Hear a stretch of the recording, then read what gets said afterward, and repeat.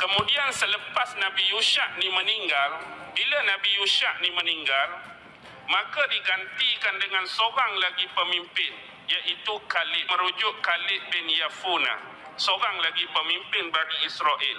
Selepas wafatnya Khalid bin Yafuna, maka diambil pula oleh Hizkil bin Buzi, atau disebut Hizkil bin Buza.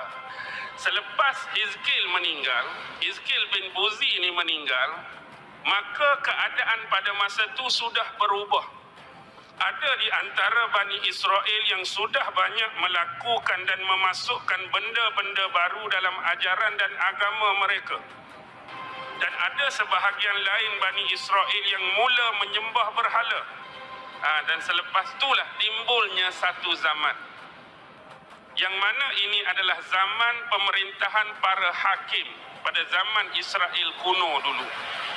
Jadi bagaimana mereka lantik para hakim ini?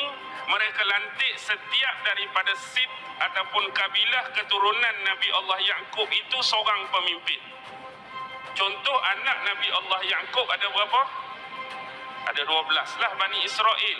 Jadi setiap daripada Bani itu kena kemukakan seorang yang paling layak, yang ada otoriti, yang diberi kepercayaan untuk jadi hakim mewakili Bani mereka. Zaman selepas hakim pemerintahan 12 ni, mereka diserang. Apa yang berlaku? Mereka dipenuhi dengan penipuan, penyelewengan, rasuah, macam-macam benda hak teruk-teruk. Lalu akhirnya Allah utuskan satu kaum. Siapa Bilsyasar ni? Mereka ialah kaum Jalut.